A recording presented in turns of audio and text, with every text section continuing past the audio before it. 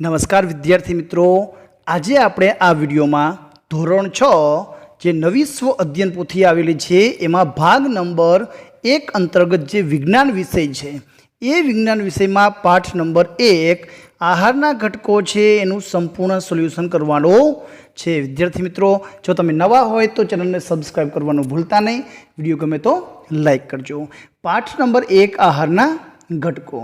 પ્રશ્ન નંબર 1માં આપેલું છે, જઈને ડૉક્ટરે સમતોલ આહાર લેવાની સલાહ આપી તો તે નીચેના પૈકી કયા આહારનો સમાવેશ પોતાના ખોરાકમાં કરશે? યોગ્ય વિકલ્પ સામેની ખરાની નિશાની કરો। સમતોલ આહાર કીધો છે તો એમાંથી આપણને વિટામિન, કાર્બોદિત, પ્રોટીન, ચરબી અને ખનિજ ક્ષારોયુક્ત બધા જ પોષક તત્વો મળે, એને સમતોલ આહાર કહેવાય। તો જવાબ આવશે ડી ઓપ્શન। એના પછી બીજો પ્રશ્ન છે, અજયને દાંતના પેઢામાંથી લોહી નીકળે છે અને તે ડૉક્ટર પાસે જાય છે તો ડૉક્ટર તેને કેવા પ્રકારનો ખોરાક લેવાનું સૂચન કરશે? યોગ્ય વિકલ્પ સામે ખરાની નિશાની કરો। તો ખાસ કરીને ખાટી વસ્તુ, તો નારંગી, આંબળા અને લીંબુ। એના પછી છે નંબર 3, આપેલ ડીશમાં તમારા ભોજનની નોંધ કરો। સવારે શું નાસ્તો કરો છો, બપોરનું ભોજન ને સાંજનું ભોજન। વિદ્યાર્થી મિત્રો, અહીં આ પ્રશ્ન મૌખિક છે, તમે જે ભોજનમાં જે વસ્તુ લ્યો છો એ તમારે અહીં લખવાનું છે। તો સવારે અહીં દૂધ, બિસ્કિટ અને પૌવા લખેલા છે, બપોરના ભોજનમાં રોટલી, શાક, દાળ ભાત અને છાશ, સાંજના ભોજનમાં રોટલી, શાક, ખીચડી, કઢી અને દૂધ। તો આના સિવાય પણ તમે જે ખોરાકનો ખાતા હોય એ તમારે અહીંયા નોંધ કરવાની છે। એના પછી પ્રશ્ન નંબર 4 આપેલો છે કે શું કોઈ એક ખાદ્ય પદાર્થમાં એક કરતાં વધુ પોષક દ્રવ્યો હાજર હોઈ શકે? એક ઉદાહરણ આપી તમારું મંતવ્ય જણાવો। તો કે હા, હોઈ શકે। તો એક ખાદ્ય પદાર્થમાં એક કરતાં વધુ પોષક દ્રવ્યો હાજર હોઈ શકે છે। ઉદાહરણ તરીકે દૂધમાં ચરબી, પ્રોટીન, ખનિજ ક્ષારો અને વિટામિન હોય છે, એટલે કે એક કરતાં વધુ પોષક દ્રવ્યો હોય છે અને દૂધને સંપૂર્ણ પોષક આહાર કહેવામાં આવે છે। પ્રશ્ન નંબર 5માં આપેલો છે, સમતોલ આહાર કોને કહેવાય અને તેના આપણા જીવનમાં મહત્ત્વ સ્પષ્ટ કરો। મેં તમને કીધું એમ કે જે આહારમાંથી ખોરાકના બધા જ પોષક દ્રવ્યો પૂરતા પ્રમાણમાં આવેલા હોય તેનાથી પૂરતું પોષણ મળી રહે તેવા આહારને સમતોલ આહાર કહેવાય છે।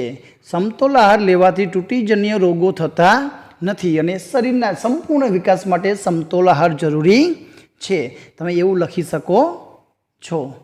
પ્રશ્ન નંબર 6 છે, ગઈકાલે દિવસ દરમિયાન તમે શું જમ્યા તેની યાદી બનાવો। વિદ્યાર્થી મિત્રો, આ મૌખિક પ્રશ્નો છે, તમારે વિચારીને લખવાનો છે। શું તમે તેને સમતોલ આહાર કહી શકો? શા માટે? તો ગઈકાલે અમે દાળ ભાત, શાક, રોટલી, છાશ, કઢી, ખીચડી અને દૂધનો આહાર તરીકે ઉપયોગ કર્યો। તો હા, આ બધાય સમતોલ આહારમાં આવે છે, તો તેમાં બધા જ પોષક તત્વો આવી જતા હોવાથી તે સમતોલ આહાર છે, એવો જવાબ લખી શકાય। એના પછી પ્રશ્ન નંબર 7 આપેલો છે, નીચે આપેલા ખાદ્ય પદાર્થોના પોષક દ્રવ્યોની હાજરી જાણવા માટે નીચે દર્શાવ્યા પૈકી યોગ્ય પરીક્ષણ કરો। આપણે ખાદ્ય પદાર્થમાં બટાટા, ચણા અને તલનો એનું પરીક્ષણ કરવાનું છે। તો દ્રાવણની અસર, તો આયોડિનનું દ્રાવણની અસર, તો બટાટા ઉપર ભૂરો કાળો રંગ બનાવે છે, CuSO4 અને NaOHનું દ્રાવણ, એની કાંઈ અસર થતી નથી। કાગળ પર ઘસવાથી કાંઈ પણ જાતની અસર થતી નથી। હાજર ઘટક, તો બટાકામાં કાર્બોદિત રહેલું છે, ચણામાં દ્રાવણનું અસર થાય છે, જાંબલી રંગના ચણા બની જાય છે અને એમાં પ્રોટીન રહેલું છે। તલમાં છે, કાગળ ઘસવાથી તલ તેલીબિયા હોવાથી ડાઘ દેખાય છે અને તેલ હોવાથી ચરબી હાજર ઘટક છે। તો તમારે આ રીતનો જવાબ લખવાનો છે। નંબર 8માં આપેલું છે, વૃક્ષાંશ એટલે કે પાચક રેસા આપણા ભોજનનો આવશ્યક ઘટક છે। કારણ આપો, કારણ સમજાવો તો લખી શકાય કે વૃક્ષાંશ આપણા ભોજનનો આવશ્યક ઘટક છે કારણ કે વૃક્ષાંશ પાચનમાં ખૂબ જ ઉપયોગી છે। તે ખોરાકને ગતિ આપી શરીરમાંથી દૂર કરવામાં ઉપયોગી છે, એટલા માટે આવશ્યક ઘટક છે। પ્રશ્ન નંબર 9માં આપેલું છે, આપેલી પ્રવૃત્તિ A થી B સુધી પહોંચતા તમને સમતોલ આહારના કયા ઘટકો મળે છે તેની કોષ્ટકમાં નોંધ કરો। અહીં A થી B સુધી તો તમને કઈ વસ્તુ મળે છે તો એ નોંધ કરવાની છે। તો ખાદ્ય પદાર્થ, તો સલાડ આપેલું છે, એમાંથી આપણને વિટામિન મળે, ભાજી આપેલી છે વિટામિન એ મળે, દાળ ભાતમાંથી આપણને પ્રોટીન અને કાર્બોદિત મળે, મગમાંથી આપણને પ્રોટીન મળે, ઘી તેલમાંથી આપણે વિટામિન એ અને ચરબી મળે, અને પનીરમાંથી ચરબી અને પ્રોટીન મળે છે. તો જે પદાર્થ છે એમાંથી આહારના કયા ઘટકો મળે છે એની અહીં નોંધ કરવાની હતી. આગળ જોઈએ, પ્રશ્ન નંબર 10 આપેલો છે, શું તમારે વધારે માત્રામાં પ્રોટીન અને વિટામિનયુક્ત આહાર આપણા શરીર માટે હાનિકારક છે? કેવી રીતે? તો શરીરના વિકાસ માટે અને સ્નાયુઓને નુકસાન થતું અટકાવવા પ્રોટીન જરૂરી છે. તો વધારે માત્રામાં પ્રોટીન અને વિટામિનયુક્ત આહાર લેવાથી શરીરને નુકસાન થાય છે એમ ચોક્કસ કહી શકાય છે. આગળ જોઈએ, નંબર 11 મોસ્ટ એમપી પ્રશ્ન છે, દૂધને સમતોલ આહાર કહેવાય છે, કારણ આપો. તો દૂધમાં આપણને ચરબી, પ્રોટીન, ખનિજ ક્ષારો અને ઘણા ખરા વિટામિન પણ હોય છે. દૂધમાં વિટામિન સી હોતું નથી, પરંતુ દૂધમાં આહારના બધા જ પોષક દ્રવ્ય હોય છે. તેથી આપણે કહી શકાય કે દૂધ એ સમતોલ આહાર કહેવાય છે. એના પછીનો 12મો પ્રશ્ન આપ્યો છે કે સમતોલ આહાર માટે પ્રાણીઓએ કેવો ખોરાક ગ્રહણ કરવો જોઈએ?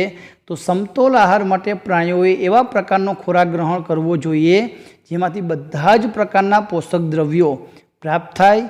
દાખલા તરીકે અનાજ, કઠોળ, શાકભાજી, લીલા પાંદડાવાળા શાકભાજી, મગફળી, તલ, કોપરું, કપાસિયાનો ખોળ, દાણા વગેરે વસ્તુ છે પ્રાણીઓને આપણે આપવી જોઈએ, જેથી કરીને એને પણ સમતોલ વિકાસ થાય. પ્રશ્ન નંબર 13 છે, ત્રુટિજન્ય રોગ થવાનું કારણ શું છે? તેને અટકાવવા શું કરવું જોઈએ? આગળ આવી ગયું કે આપણે શરીરમાં સમતોલ આહાર ન લઈએ તો આપણે ત્રુટિજન્ય રોગો થાય છે. તો કારણ એ જ છે કે એક કે વધુ પોષક દ્રવ્યની ઉણપ હોય આપણા શરીરમાં તો રોગ કે વિકૃતિઓ ઉત્પન્ન કરી શકે છે. એ રોગોને જે પોષક દ્રવ્યોના લાંબા સમય સુધીના અભાવને કારણે થાય છે તેને અટકાવવા માટે સમતોલ આહાર લેવો જરૂરી છે. તો આ રીતનો જવાબ લખી શકાય. આગળ પ્રશ્ન નંબર 14 આપેલું છે, જોડકા જોડો. વિભાગ એ, વિભાગ બી. તો વિટામિન એ એની ઉણપથી રતાંતરપણુનો રોગ થાય છે. વિટામિન સીથી સ્કર્વીનો રોગ થાય છે. વિટામિન ડીના ઉણપથી રિકેટ્સ એટલે કે સુક્તાનનો રોગ થાય છે. શરીરમાં આયોડિનની ઉણપથી ગોઈટરનો રોગ થાય છે. ને આયર્નની ઉણપથી એનિમિયા નામનો રોગ થાય છે. તો જે પોષક ઘટકો છે, જે વિટામિન છે એની ઉણપથી થતા રોગ જો શરીરમાં ન હોય તો કેવો રોગ થાય છે એ જોડવાનું છે. તમારા વર્ગમાં અભ્યાસ કરતા નીરવનું શરીર ખૂબ જાડું છે, તેણે તેની ભોજન ટેવમાં શું ફેરફાર કરવો જોઈએ? તો નીરવને ભોજનમાં ચરબીયુક્ત ખોરાક ખાવો જોઈએ નહીં. જાજુ શરીર હોય જાડું તો ચરબીના લીધે શક્ય બન્યું હોય. પ્રશ્ન નંબર 16 છે, રમતના મેદાનમાં રમતા રમતા તમારા મિત્રને ચક્કર આવી ગયા. દવાખાને લઈ જતા ડૉક્ટરે કહ્યું કે તેના શરીરમાં પાણીનું પ્રમાણ ઘટી ગયું છે. તો તમે કયા ઘરગથ્થુ ઉપાયો સૂચવશો જો તેના શરીરમાં પાણીનું પ્રમાણ સતત ઘટતું હોય તો શું થાય? તો આવા સમયે આપણે લીંબુ શરબત અને નાળિયેરનું પાણી પીવા કહીશું અને તડકામાં જતાં એને રોકીશું. જો તેના શરીરમાં પાણીનું પ્રમાણ ઘટે તો તેને ડિહાઇડ્રેશન થઈ શકે છે અને બેભાન પણ થઈ શકે છે. આવો જવાબ લખી શકાય. પ્રશ્ન નંબર 17 આપેલો છે કે શાળામાં આપવામાં આવતા મધ્યાહન ભોજનમાં સમતોલ આહાર માટેનું મેનુ બનાવી મળતા પોષક તત્વો જણાવો. તો અહીં આપણને સોમવારથી શનિવાર સુધી કઈ કઈ વાનગીઓ અને નાસ્તામાં શું આપવામાં આવે છે અને એમાંથી કયા કયા પોષક તત્વો મળે છે વિદ્યાર્થી મિત્રો અહીં લખવાના છે. અહીં મેં તમને વાનગી અને નાસ્તો લખી દીધો છે. હવે તમારે મને કોમેન્ટમાં જણાવવાનું છે એમાંથી કયા કયા પોષક તત્વો મળે છે. જો તમને આવડતો હોય તો મને જે વસ્તુ છે એ વસ્તુમાંથી કયા પોષક તત્વો મળે મને કોમેન્ટમાં જરૂરથી જણાવજો. સોમવારે જમવામાં વેજીટેબલ ખીચડી અને નાસ્તામાં સુખડી. મંગળવારે થેપલા અને સૂકી ભાજી અને નાસ્તામાં ચણા ચાટ. બુધવારે વેજીટેબલ પુલાવ અને નાસ્તામાં મિક્સ દાળ. ગુરુવારે દાળ ઢોકળી અને નાસ્તામાં ચણા ચાટ. શુક્રવારે દાળ ભાત અને નાસ્તામાં સુખડી. અને શનિવારે વેજીટેબલ પુલાવ અને નાસ્તામાં ચણા ચાટ. તો આ રીતનો નાસ્તો છે તો હવે મને એમાંથી કયા પોષક તત્વો મળી મને કોમેન્ટમાં જરૂરથી જણાવજો. વિદ્યાર્થી મિત્રો, આ તો ધોરણ 6 વિજ્ઞાનનો પહેલો પાઠ એનું સંપૂર્ણ સોલ્યુશન. વિડીયો ગમે તો લાઇક કરજો, અમારી ચેનલને સબસ્ક્રાઈબ કરજો. બીજા આપેલા વિડીયો મેળવવા અમારી ચેનલને સબસ્ક્રાઈબ કરજો. આભાર, ધન્યવાદ.